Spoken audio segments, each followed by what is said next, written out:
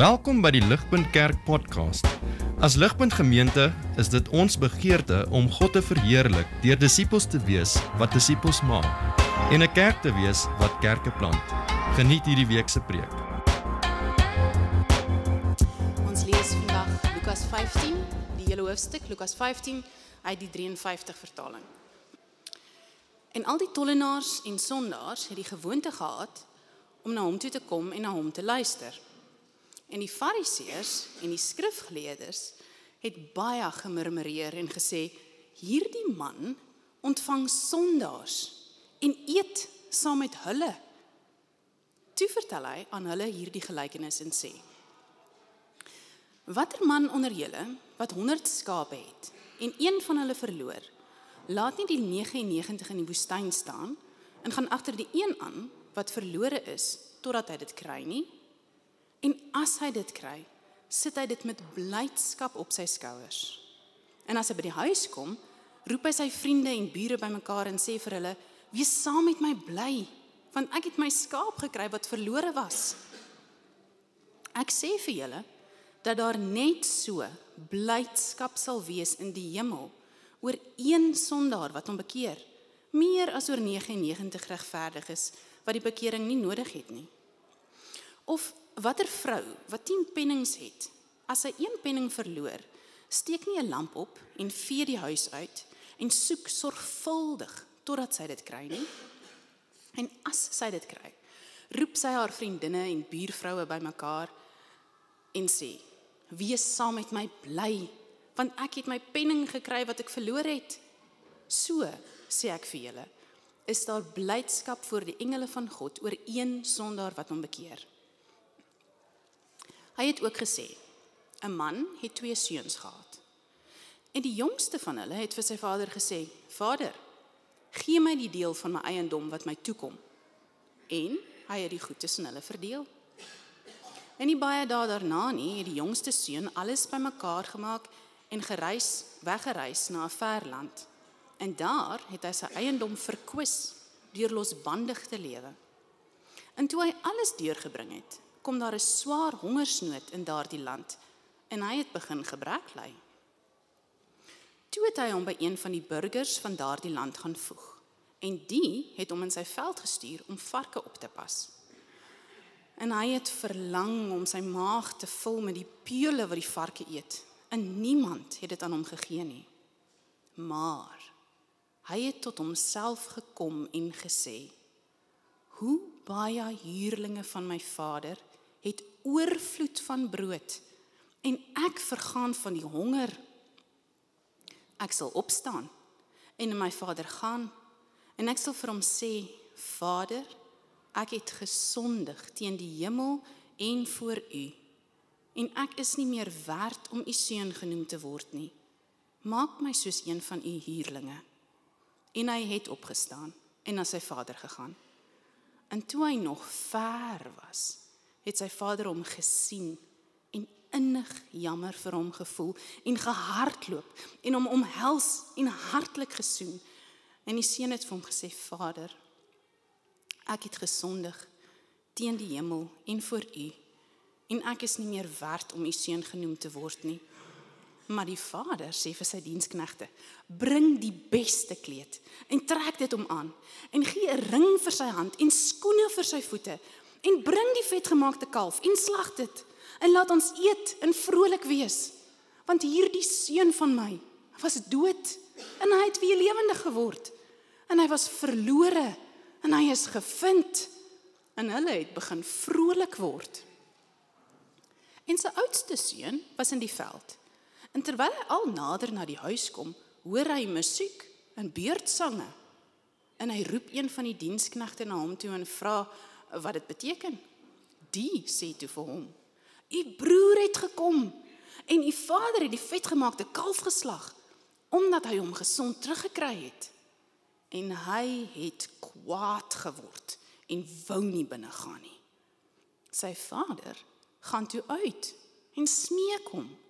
Maar hy antwoord en sê vir sy vader, kyk, ek dien u so baie jare en ek het nooit u gebod oortree nie En vir my het hy nooit 'n bokkie gegee sodat ek saam met my vriende vrolik kon wees nie.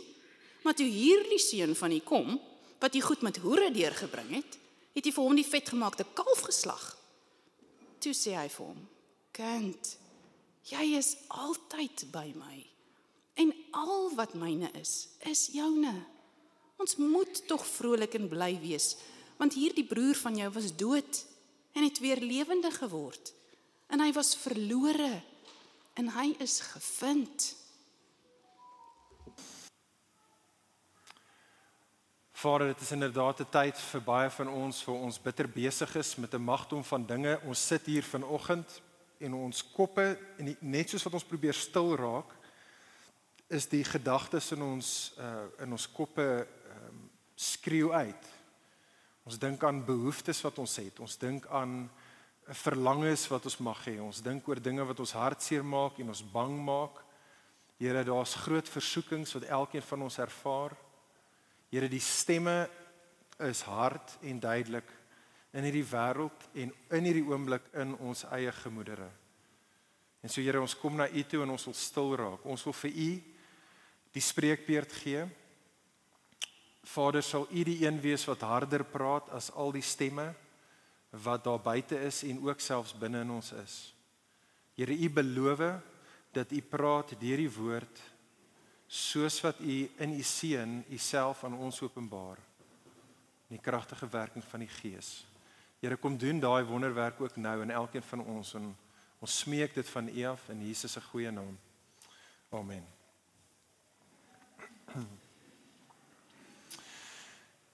Vriende, ek wonder wie van julle weet wat 'n haai is en ek verwys nie nou na die scary groot visse in die see nie. Okay, dis nie wat ek na verwys nie. 'n Haai, die afkorting daarvoor HAI, staan vir 'n Healthcare Associated Infection.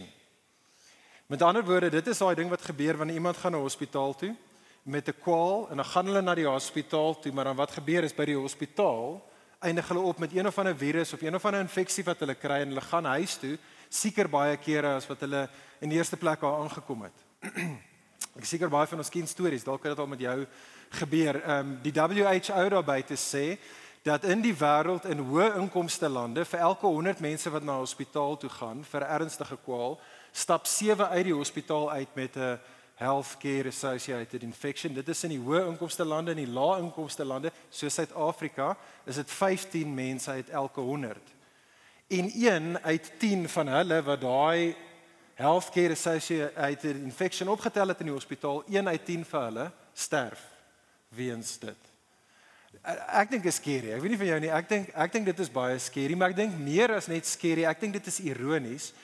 Dit is ironies om te dink net dat dit is moontlik dat die einste plek waarheen ek en jy gaan om genesing te kry, kan die gevaarlikste plek vir jou en my wees om by te wees.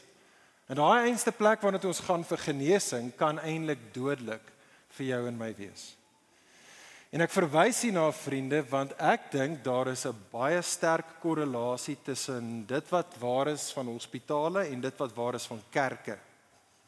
Ek bedoel, kerke is geestelik gesproke, is 'n kerk soos 'n siekeboeg.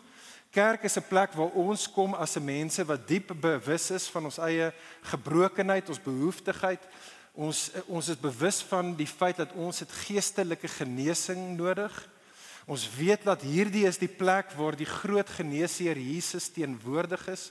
En so ons kom saam as geloofsgemeenskappe, as mense wat bitter graag genesing wil hê, maar die ironie is dat baie kere kan presies dieselfde ding met ons gebeur as wat gebeur as jy 'n Healthcare Associated Infection optel by 'n hospitaal. Kerk kan 'n baie gevaarlike, selfs 'n dodelike plek vir jou en my raak. Daar's 'n geestelike virus wat opgetel kan word in die gemeenskap van gelowiges meer as op enige ander plek in die wêreld. Daar's 'n spesifieke tipe van virus wat in hierdie broeikas kan groei meer as ek dink in enige ander plek in die wêreld daar buite, en dit is die geestelike kondisie genaamd selfgeregtigheid.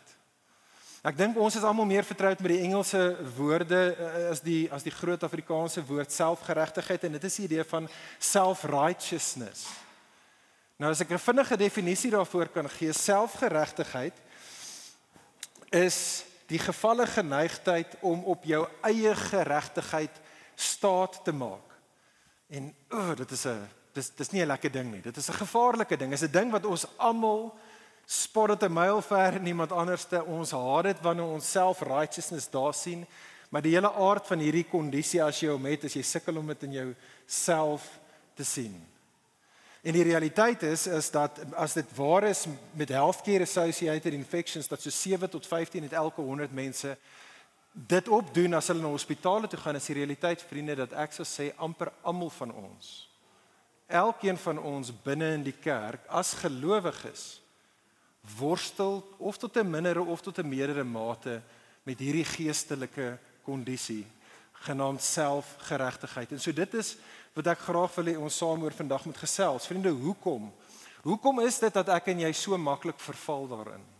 Hoekom verval ons in selfgeregtigheid? Wat is dit wat ons vergeet, soos wat ons perspektief verloor, wat ons laat val in daai self-righteousness in?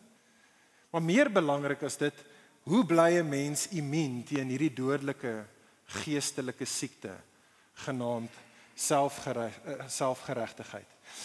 En om dit te antwoord, gaan ons saam kyk na Lukas 15, hierdie baie bekende gedeelte wat nou net so pragtig vir ons gelees was ook. So tel asseblief jou blaadjie byderhand of maak jou Bybel oop en kyk saam met my daar na die konteks van die 3 gelykenisse in ons gedeelte in Lukas hoofstuk 15 vers 1 tot 2. En ek wil eers met dit raak sien. As jy laasweek hier was, sê jy onthou dat in die begin van Lukas 14 het ons daar vir Jesus gevind by 'n tafel, by 'n feesmaal, en Jesus het daar om tafel gesit in Lukas 14 saam met die Fariseërs en die skrifgeleerdes. Nou hierdie keer vind ons weer vir Jesus by 'n tafel, hy's aan die eet, hy het weer mense om ons, maar sien jy dit daar in hoofstuk 15 vers 1 tot 2, dit is die Fariseërs en die skrifgeleerdes wat hierdie keer saam met hom om die tafel, dit is nie die Fariseërs en die skrifgeleerdes wat saam met hom om die tafel is nie. Die teks sê vir ons, dit is die tollenaars en die sondaars wat saam met Jesus nou aan tafel sit. En die ouens van laasweek, die Fariseërs en die skrifgeleerders, hulle like dit glad nie. Hulle was baie in hulle noppies toe Jesus, hierdie rabbi, tyd met hulle spandeer, maar nou kom hulle agter, hulle is nie so belangrik nie. Hierdie Jesus spandeer tyd met die tollenaars en die sondaars, en hulle hou nie daarvan nie. Sien jy dit daar in vers 2? Hierdie is wat hulle mor. Die woord is murmureer daar, so hulle murmureer onder mekaar en hulle sê, hierdie man, wel hy ontvang sondaars en hy eet saam met hulle. Vriende, dit wat ons hier so sien van die Fariseërs en die skrifgeleerdes hier, is hierdie geestelike kondisie van selfgeregtigheid, en dit is die konteks waarin Jesus dan die volgende 3 gelykenisse gaan vertel. Ek dink hierdie is baie belangrik. Hoor asseblief tog mooi. Ek dink dat meeste van ons, wanneer ons kom by Lukas 15 se gelykenisse, het 'n bietjie van 'n idee. Ons kan sien dat die gelykenisse hou so 'n bietjie verband met mekaar, maar ons lees hulle baie kere apart van mekaar.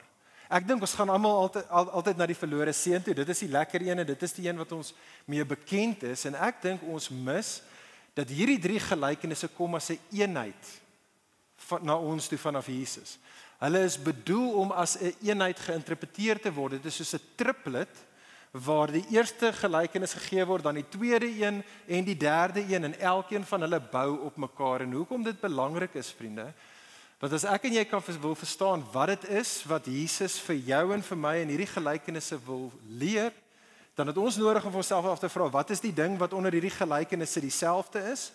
Wat is die ooreenkoms tussen al 3 gelykenisse?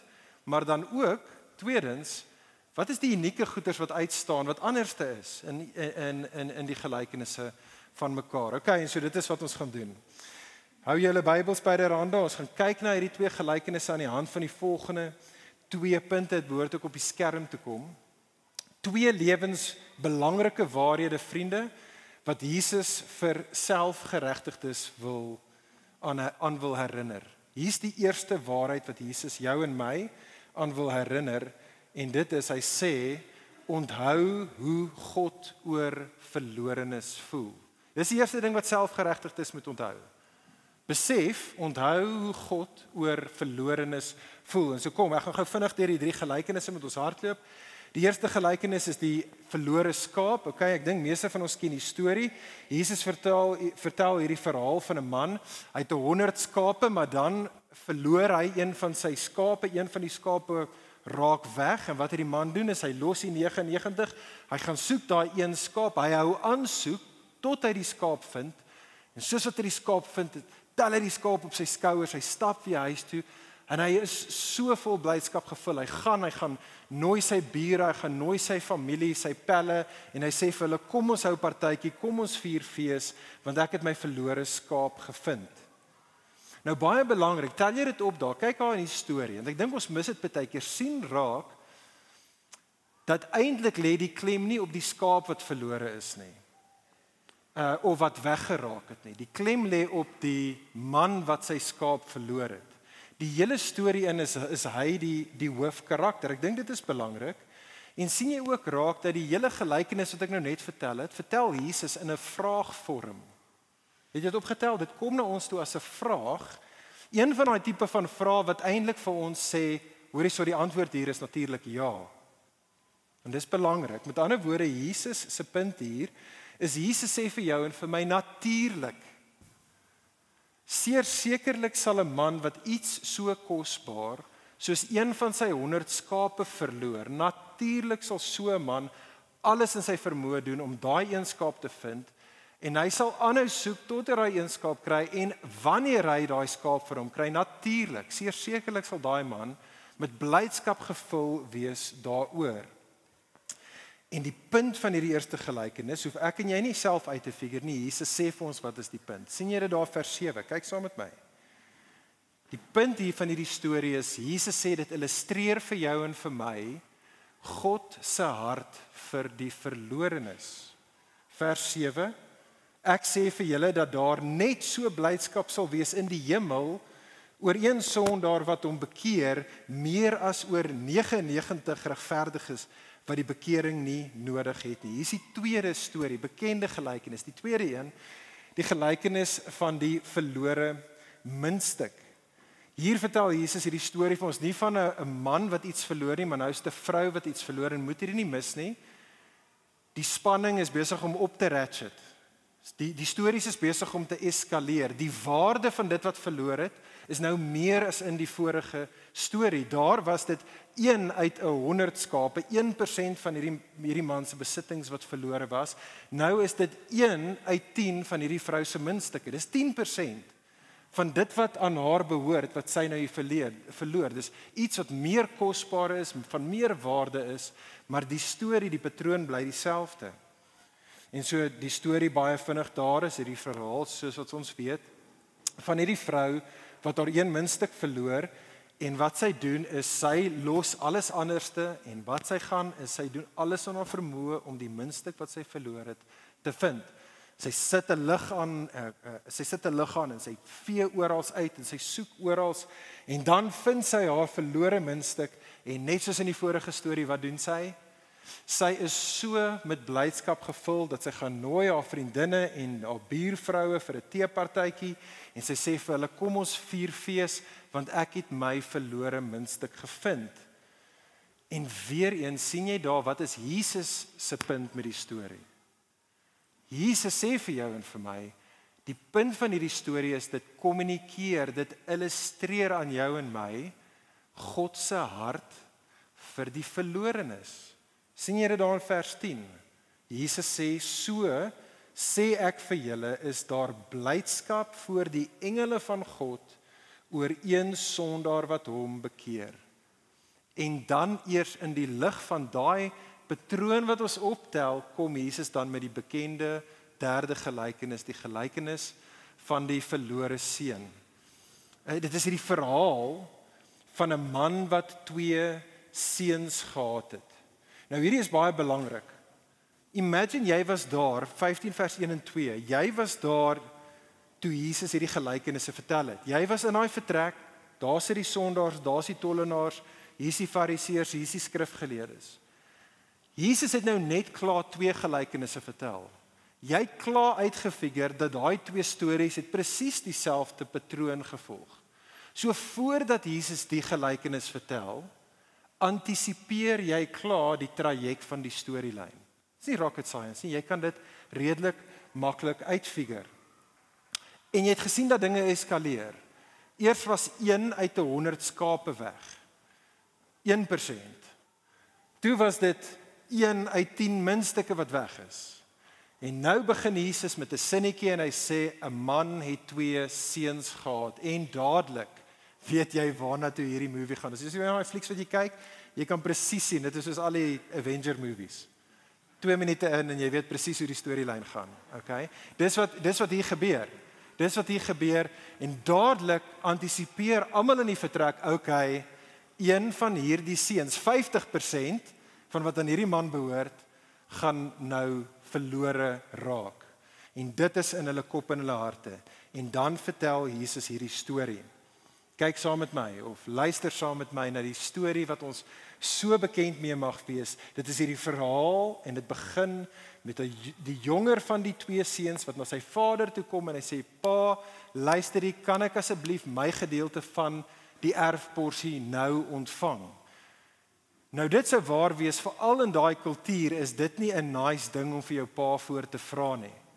Jy sien wat hierdie seun effektiewelik sê, jy kry jou erfporsie die dag van jou pa sterf. Hy sê, pa, luister hierso, ek wens dat jy lewe nog. Kan ek asseblief my erfporsie nou kry? Pa, ek soek jou goeders, maar ek soek nie regtig jou nie. Ek wil daai staf hê en dan wil ek ver weg gaan en dan wil ek die goeie lewe op my terme sonder enige verwysing met jou wil ek die goeie lewe gaan najaag daar. Dit is wat die seun vir sy vader sê. En die hartseer ding in die storie is dat daai jongste seun, die jonger broer kry sy sin. Die vader gee vir hom sy erfporsie. Die vader los die seun om sy eie kop te volg. Hy los sy seun om op die paadjie af te gaan in die lewe wat hy as die jonger seun graag op wil afgaan. En so vertel Jesus in hierdie storie, gaan hierdie seun na 'n ver land toe. Hy gaan ver weg, so ver eintlik soos wat hy kan, gaan hy weg vanaf sy vader af weg om sy hartsbegeertes te vervul en moet dit nie mis nie, baie belangrike woordjie. In vers 13 daar sien jy dit. Ons word vertel dat daar in die ver land het hierdie seun losbandig gaan lewe. Daai woordjie is super belangrik. Die woordjie losbandig. Dit is vanwaar in Engels hierdie gelykenis sy naam kry, the prodigal son. Die woord prodigal beteken losbandig. Dit beteken letterlik, en hier is die Afrikaans so behulpsaam net, die woordjie losbandig beteken dat jy maak jouself los van daardie bande wat jy voel jou terughou. Daardie dinge wat jou style kramp, jy maak jou los van daardie bande ten einde jou eie kop te volg. En dit is presies wat hier gebeur. Hierdie ou gaan, hy's in hierdie verland en dit is net party op party op party wat hy het, maar nie lank nie en hy's platsak. En nadat hy platsak is, raak dinge net erger. sien jy dit daar? Hy eindig op in die land waar hy is daar 'n hongersnood. Hy's weg van sy vader wat hom kan voorsien. Hy gaan ergens anderste. Hy hardloop uit geld uit. Nou is daar hongersnood. Soveel so dat hy in die slegste moontlike plek opeindig. En jy moenie die ironie in Jesus se storie mis nie. Hy was 'n klaarblyklik 'n welgestelde, hy was 'n wealthy jong Joodse man. Nou is hy nie net in 'n ver land nie, dit is 'n heidense land. Hy het niks nie. Hy nou daar word 'n dienskneg, hy word 'n slaaf van 'n heiden. En selfs daar in die heidenland sê die teks is hy ver weg. Hy kyk al ver weg en dan wat kyk hy na die onrein varke? En daar waar hy ver weg is, daar saam met die onrein varke, wens hy kan hulle pele eet en hy mag nie eers dit doen nie. Nie eers die pele van die onrein varke ver weg in die ver land kan hierdie seun hê nie. Hy is totaal down in the dumps. Vriende, hierdie is die laagtepunt in die storie van hierdie jonger seun. Hy is, soos ons sal sê, rock bottom. Hierdie is die laagtepunt in sy lewe, maar dit is die goeie punt in sy lewe. Dit is die draaipunt in sy lewe, want dit is in daai plek, daar tussen die varke, daar waar hy droom van pele, dit is daar waar hy tot sy sinne kom. Dit is daar waar hy onthou, van sy vaderhuis, hy onthou hoe goed sy vader is. Dit is daar waar hy sê, hoorie, ek gaan my sondes bely en ek gaan terugkeer en ek is bereid om 'n slaaf te word van my Vader, net sodat ek net daar kan wees, daar waar die goeie lewe te vind is, saam met my gesin.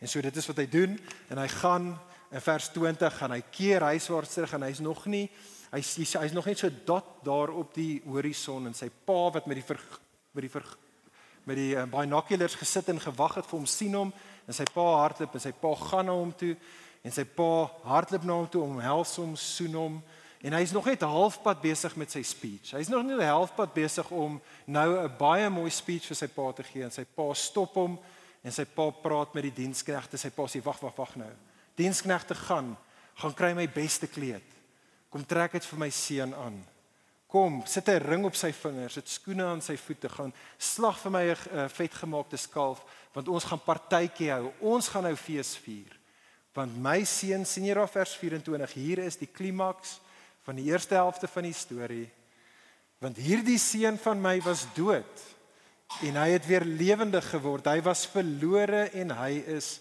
gevind.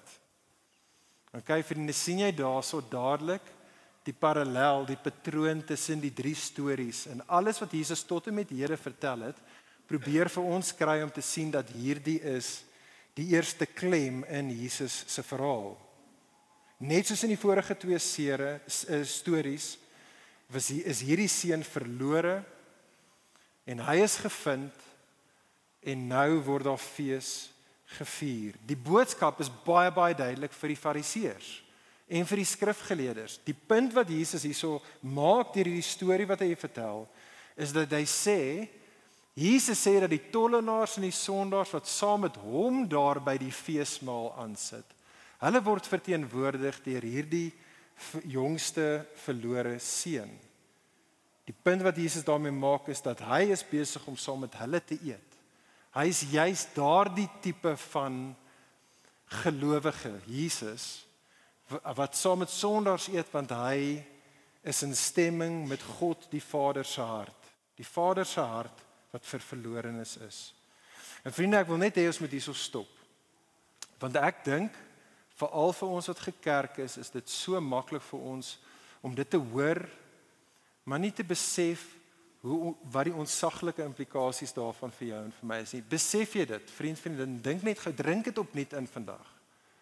Die God van die heelal se hart, die ding wat sy hart laat klop, wat hom warm brand, wat hom beide bitterlik opgewonde maak, dat hy wil partytjie hou, en wat hom woedend maak, dat hy sal oorlog maak, is sy hart vir die verlorenes. Vriende, weet jy dit, besef jy dit, maar die hele rede hoekom die derde gelykenis 'n storie is oor seuns, is omdat dit een van, indien nie die een van die grootste motiewe in die hele storie van die Bybel is nie. Wie weet besef nie, Adam word genoem God se seun. Adam was die oorspronklike seun wat sy rug gedraai het op sy vader. Hy wou los gewees het van die bande, die verbond waaronder hy gestaan het. Hy het gedink ek kan in 'n ver land die goeie lewe vir myself kry. Hy het gedink hy kan dit kry, maar in steede van Shalom, wat het hy gekry? Chaos. Israel word genoem God se seun. En net soos Adam kom Israel, en Israel draai hulle rug op hulle vader, hulle sê, luister hier, ons wil los wees van die bande wat ons so terughou. Ons wil die goeie lewe op ons terme najag. En so hulle gaan ver weg. En in steede van Shalom in die beloofde land, wat kry hulle? Chaos. En dit is in die lig van dit dat ons hierdie storie het, en die vriende, dit is in die lig van dit waarin elkeen van ons se lewensstories is. Elkeen van ons hier van nature af, elkeen van ons en almal in die wêreld, ons is almal van nature af die verlore seun, die verlore dogter. Ons is uit die staanspoor uit 'n mens. Romeine 1 maak hierdie baie duidelik, wat ons rug op die ware God gedraai het, soos wat ek en jy hardloop na ons afgode toe, jy word nie geleer om dit te doen nie, jy word so in hierdie wêreld ingebore.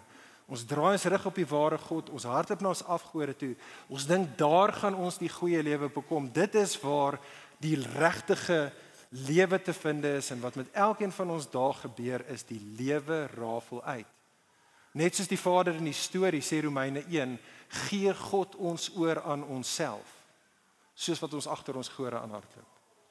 En wanneer God dit doen, ja, sê Romeine 1, is dit oordeel. Maar vriende, sien tog die Here se wysheid, sy liefde daarin wanneer hy jou en my oorgee aan onsself. Want wat God doen is, hy wil in 'n mate hê, ek en jy moet daar op ons eie paadjie by die spreekwoordelike doodloopstraat uitkom. Dit is wat God eintlik wil hê. Hy wil hê ek en jy moet tot die einde van onsself kom. God wil hê ek en jy moet op daai punt kom soos wat hierdie seun gekom het waar ons besef hoe dwaas was ons nie om te dink dat ons kan ons eie koninkrykie bou nie. Dis in daardie plek waar die Here ons eintlik wil hê. Kan ek jou vra, was jy al op daardie plek? Want ek wil vir jou sê, vriendin, dit is die beginpunt van die Christenlewe. Dit is wat 'n Christen is. 'n Christen is iemand wat die verlore seun was en wat tot die einde van hom of haarself gekom het en wat dan begin deur die kragtige werking van die Gees onthou dat daar is 'n Vader, daar's 'n Vaderhuis. En wat alles in hulle sondes dan bely en besef, Here, maar dit is ek wat my op hierdie plek gekry het en wat dan in geloof opstaan daar uit die sak en as uit en in bekering terugdraai na die Vader toe en wat bereid is om 'n slaaf te wees, om ten volle hulle regte oor te gee as hulle maar net in die Vader se huis kan wees. Dit is wat 'n Christen is. 'n Christen is iemand wat dan by die Vader ontmoet en dan hoor, jy hoef nie 'n slaaf te wees nie. Jy kan my seun, my dogter, my kind wees. Om 'n Christen te wees is om iemand te wees wat na God toe kom en soos wat jy na God toe kom en jou sondes bely, sê vir jou, jy's my dogter, jy's my seun. Kom ek klee jou in my geregtigheid. Kom, jy is welkom vir alle ewigheid saam met my by die ewige feesmaal. Vriendin, kan ek jou vra, soos jy vandag hierso sit, nie jou seun of jou dogter of jou pel nie, het jy wat hierso sit, het jy al huiswaarts gekeer? Het jy al huis toe gekom?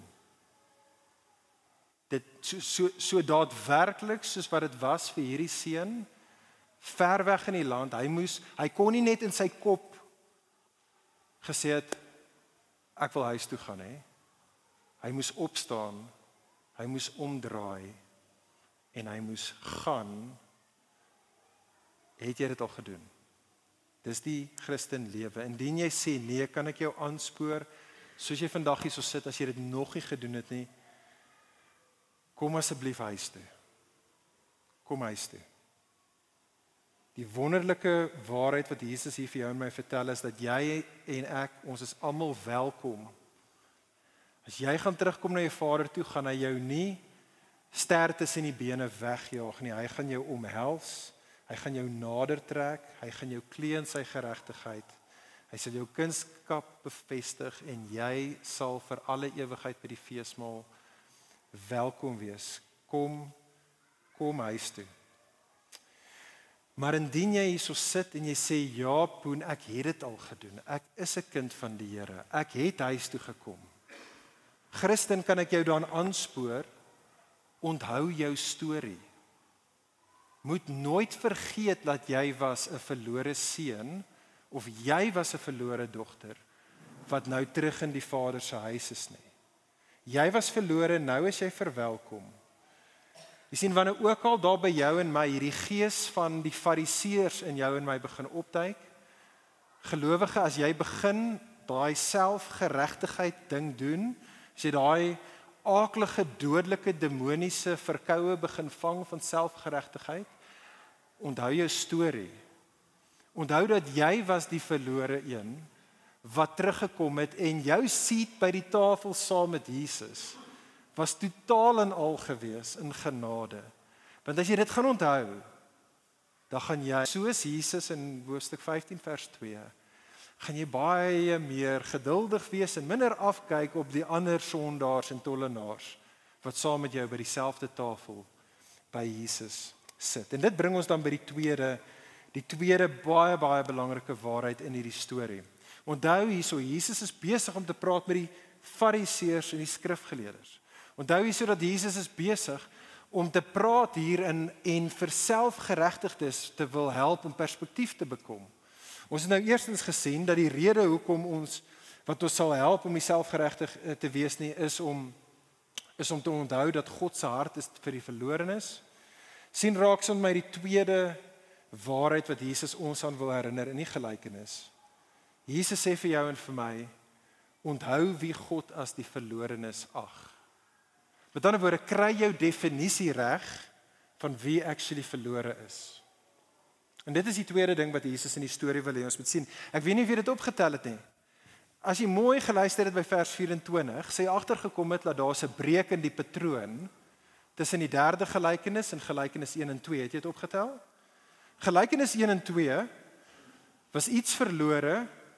Die persoon wat dit verloor het dit gaan soek, dis gevind en daar was 'n fees gevier. Maar in vers 24, die jonger broer, hy was net verlore, sê vers 24, hy was gevind en daar was fees gevier. Die vader het hom nie gaan soek nie. Dis belangrik. Die vader het hom nie gaan soek nie, want hy's nie eintlik die primêre verlore seun in die storie nie. En dit is wat ek en jy nie moet mis in die laaste gedeelte nie. Kyk saam met my daarso vanaf vers 25 af, net soos wat die eerste jonger broer, toe hy in sy donkerste plek was, waar was hy? Hy was in die veld. Nou vers 25 sien ons, raai wat? Die ouer broer is ook in die veld. En daar in die veld hoor hy die musiek, hy hoor die gelag en die gejuig van 'n party, hy vra vir sy dienskneg, hoorie, wat gaan aan by die huis? Sy dienskneg sê vir hom, jy sal dit nie glo nie, daai jonger broer, daai skerminkel van 'n broer van jou teruggekom en jou pa het hom met oop arms ontvang in hulle ou partytjie. En dit maak die ouer broer briesend kwaad. Hy's woedend en hy weier om in te gaan. En daar is die eintlike klimaks in die storie. Hier sien ons die vader nou uitgaan. Hy gaan uit daar in die donker nag in die veld na sy ouer seun toe. Sy ander verlore seun toe. Hy gaan soek hom en hy vind hom en hy smeek sy ouer seun om in te kom, om te kom deel in sy blydskap, om gemeenskap met hom en met sy jonger broer te kom geniet. Kyk hoe antwoord die ouer broer sy vader. Ek lees ons vers 29 en 30. Die ouer broer sê, kyk, wil die jonger broer nog, toe hy met sy vader gepraat het, dat hy actually nog gesê, vader, hierdie seun sê nie eers vader nie, hy sê net, kyk, vers 29, ek dien u so baie jare en ek het nooit u gebod oortree nie en vir my het u nooit 'n bokkie gegee nie sodat ek saam met my vriende vrolik kon wees nie.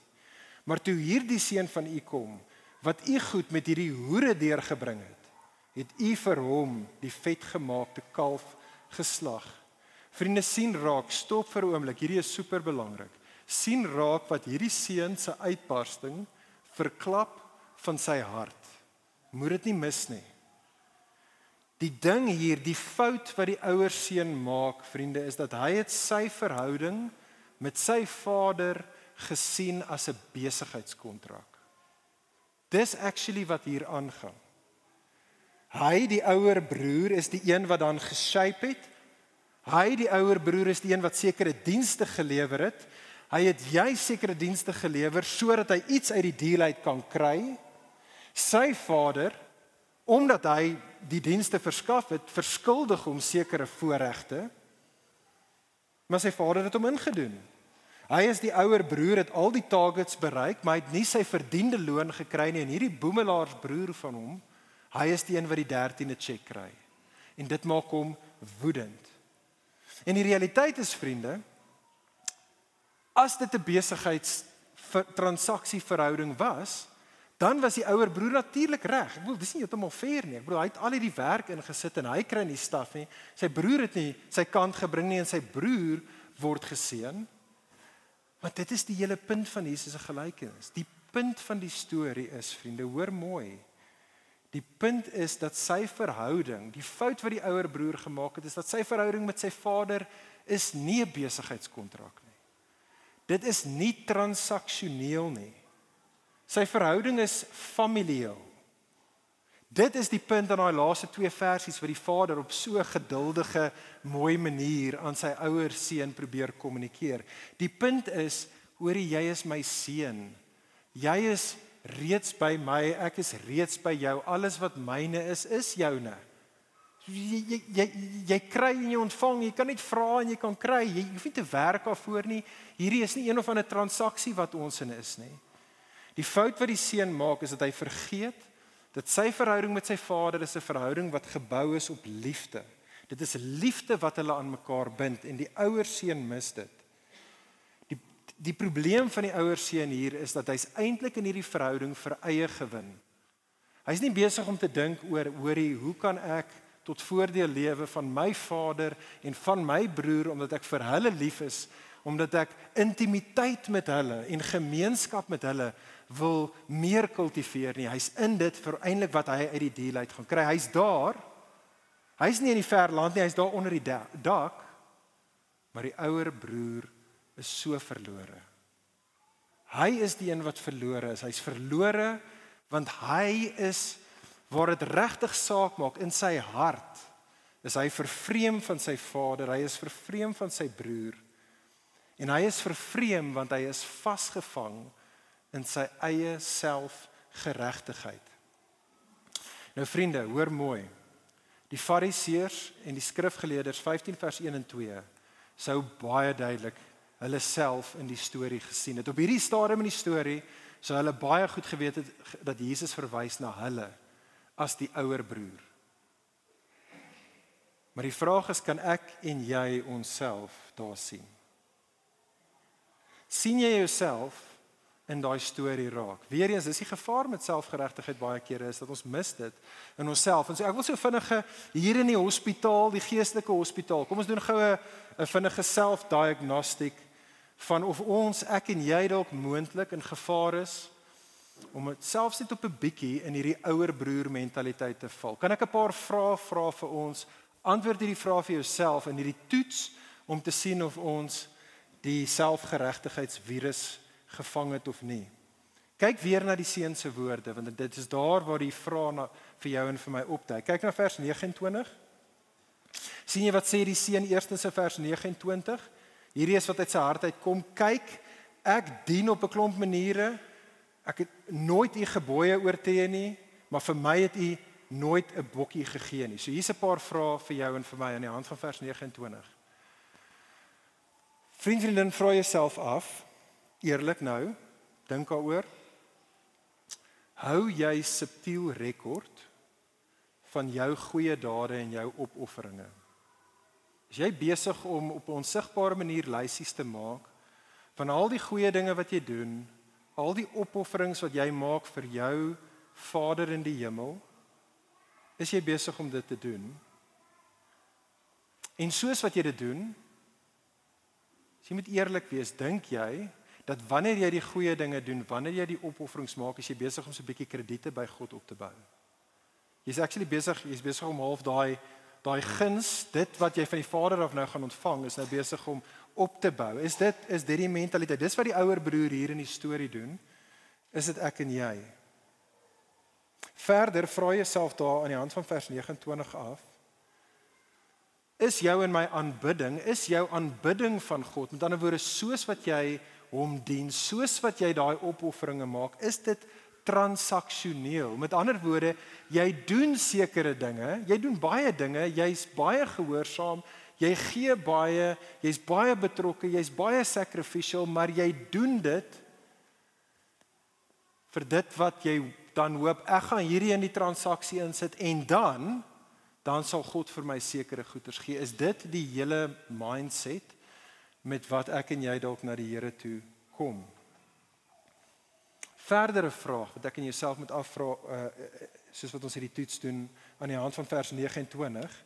Wanneer God dan nadat jy gehoorsaam was, nadat jy opofferinge gemaak het, nadat jy jou kant gebring het, wanneer God dan nie vir jou gee wat jy wil hê nie, soos wat met die ouer broer hier gebeur, of selfs meer as dit, wanneer jy dalk self slegte dinge uit die Vader se hand uit ontvang. is jy dan soos die ouer broer kwaad? Is jy dan kwaad en voel dat jou vader, God het nodig om homself aan jou te verduidelik, want jy het aan jou kant gebring en kyk wat is die aaklige deal wat jy uit die transaksie uitgekry het. Vriende, ek dink daai is die vraag wat ek en jy onsself moet vra. Nou is by vers 30, paar vrae in hierdie selfdiagnose van of ek en jy dalk met die virus van selfgeregtigheid gevang het. Kyk na vers 30, die tweede vers wat hy vir sy vader sê. Hy sê, Vader, hierdie seun van u. Hierdie seun van u. Hier's 'n paar goeie vrae aan die hand van dit. Vriendin, is ek en jy dalk besig, is jy besig om heeltyd jou welstand te meet aan die hand van ander, jou broers en jou susters. So klein bietjie amper kompeterend, jy is heeltyd al besig om te trek, hoe gaan dit met ander en hulle verhouding met die Vader?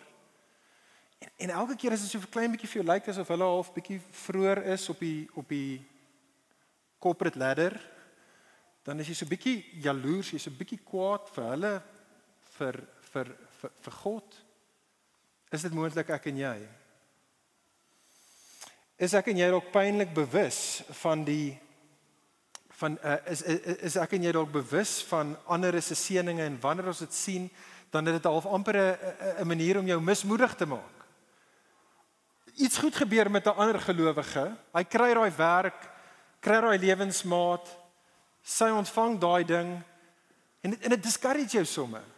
In steede dat jy moet bly wees, raak jy mismoedig, maar wanneer jy die een is wat dalk 'n klein bietjie hoër is op die godsdienstige ranglys, dan raak jy hoogmoedig en dink jy, ek dink ek moet seker die favorite wees van my Vader in die hemel. Doen jy dit? Hoor jy, ek sê die vraag, want dit is alles staf wat ek nie sukkel. Okay, as jy wonder. Laaste ding. Dink jy soos vers 8, sien jy daai taal, die hele herhalende manier wat hy praat, hy sê, hierdie seun van jou. Vind jy dat dit is dalk moontlik dat jy kyk selfs hier vandag of in jou ligpunt gesin of in die kerk of selfs in die wêreld buite en jy sien sekere mense en hulle sê hulle is broers en susters van jou, hulle is medegelowiges in Jesus, maar jy kyk en jy dink jy weet wat, hulle is actually net nie waardig van my tyd, my energie, van my familieverhouding nie. Ek is net bietjie beter, net 'n klein bietjie meer spesiaal. Maar dit is God se ander, dit is hierdie seun van jou, hierdie dogter van jou. Vind jy dat jy dalk moontlik in dit verval? Vriendin, as enige van hierdie vrae ek of jy mag wees, wil Jesus, omdat hy lief is vir ons, soos wat Jesus lief was vir die fariseërs en vir die skrifgeleerders. Wil Jesus jou en my waarsku? Jesus wil vir jou en vir my sê, pas op. Pas op vir hierdie ouer broer mentaliteit. Bekeer, kom terug huis toe, bekeer van selfgeregtigheid. Vriende, die realiteit is ons almal sukkel hiermee, ons almal moet waak teen hierdie selfgeregtigheid. En die laaste ding wat ek vir ons wil oorgesels is, maar hoe doen ons dit? Hoe waak ek en jy teen selfgeregtigheid? En die antwoord, vriende, die manier vir jou en vir my om te waak teen selfgeregtigheid is om daagliks en deurgangs, die heeltyd deur, te roem en te rus in Jesus se geregtigheid. Dis die enigste antidote vir selfgeregtigheid, is jy roem in 'n beter geregtigheid, jy rus in 'n beter geregtigheid, nie jou eie geregtigheid nie, maar Jesus se geregtigheid. En ek sluit hiermee af. Kyk vir 'n laaste keer na vers 29, soos ons klaarmaak. Daai weer eens die belaglike woorde van die ouer broer, as hy vir sy vader sê in vers 29, ek dien u so baie jare en ek het nooit u gebod oortree nie. Liar, liar, pants on fire. Nonsens.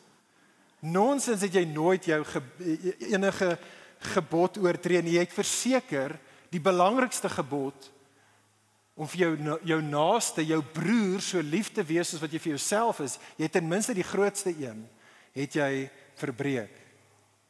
Die realiteit is, vriendin, dis almal van ons. Elkeen van ons het die Vader se gebod om mekaar, nie net hom nie, maar om mekaar lief te hê soos onsself. Almal van ons in daardie sin in en van onsself is nie waardig om 'n kind, 'n seun of 'n dogter genoem te word nie. Nie een van ons nie. Dis die evangelie. Dis die goeie nuus van Christendom. Die evangelie is dat daar was 'n ouer, beter broer wat ek en jy gehad het, en sy naam is Jesus. En Jesus is die een broer wat daai woorde van vers 29 kon sê. Jesus is die een broer wat in alles tot op die einde toe gehoorsaam was aan sy Vader. Soos ons Paulus sê in Filippense 2, Jesus was gehoorsaam selfs tot die dood toe. Hy was gehoorsaam selfs tot die dood aan 'n kruis toe. Jesus het, omdat hy lief is vir jou en vir my, kruis toe gegaan. Omdat hy lief is vir sy Vader, het hy kruis toe gegaan, want dit was aan daardie kruis waar hy as die lam geslag was, juis daar. Dit is waarvan Jesus, sodat hy daar met jou en my ongeregtigheid daar kon, eens en vir altyd, daarmee kon deel. Jesus het met jou en my ongeregtigheid heeltemal gedeel, en die amazing ding is, nie net het hy gesterf vir jou en my ongeregtigheid nie, maar as ek en jy na hom kyk en sê, ek is nie geregtig genoeg nie. Ek is nie goed genoeg nie, maar ek het 'n ouer broer wat het. Ek gaan op hom vertrou. Ek gaan by hom wegkruip. Dan sê die Vader, jy is my kind. Ek hanteer jou nou aan die hand van jou ouer broer Jesus se geregtigheid. Vriende, kom ons doen dit. Kom ek en jy roem in Jesus se geregtigheid, nie net een keer nie, oor en oor en oor. Kom ons rus in Jesus se geregtigheid. Nie net een keer nie, elke liewe sekond van elke dag. Ons kyk na hom en hy wat alles gedoen het wat ek en jy nie het nie en moes. Ons vertrou in hom en dan kom ons en ons kom geniet die feesmaal vir alle ewigheid saam met hom en ons Vader en ons broers en ons susters. Kom ons bid saam.